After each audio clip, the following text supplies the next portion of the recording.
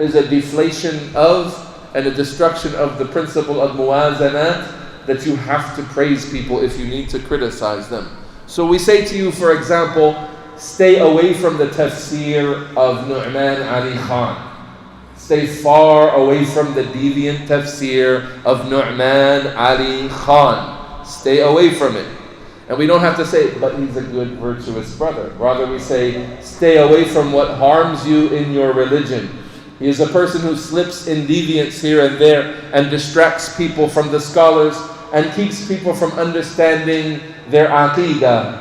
Because the claim here is that Nouman Ali Khan gives such an exhaustive tafsir. He reads 40 to 50 books before he gives a lecture on a verse that he's going to give tafsir about. Oh, he's so comprehensive in the issues that he mentions in his tafsir.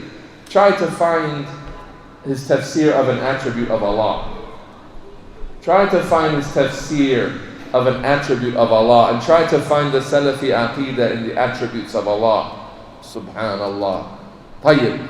You are being warned against an individual that will harm you in your religion. An individual that will teach you to read the Qur'an backwards and look for tafsir in reading the verses from left to right.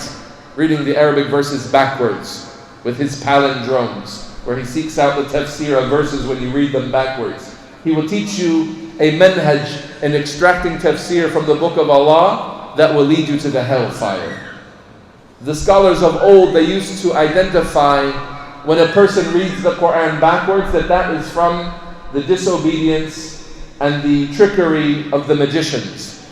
That they would write verses of Allah backwards. We have no interest, because our Salaf had no interest in reading a verse backwards, meaning the letters backwards.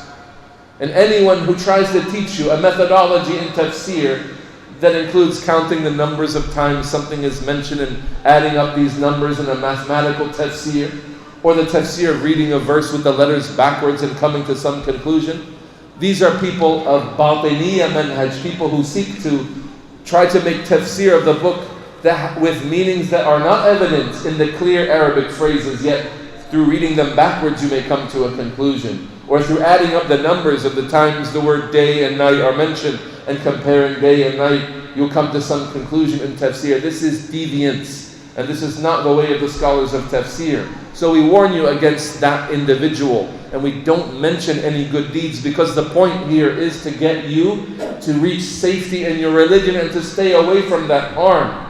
Not for you to say, oh, I heard some virtues that were mentioned, and perhaps you never heard of him and you like those virtues that were mentioned, and now you want to go listen to that harmful person. So stay away from that individual. May Allah Ta'ala guide him. There are a number of things that people would say about those who would criticize or advise and warn the Muslims against harm and mention the names of the people, and it would be a very long Q&A if we allowed ourselves to go into all of those doubts.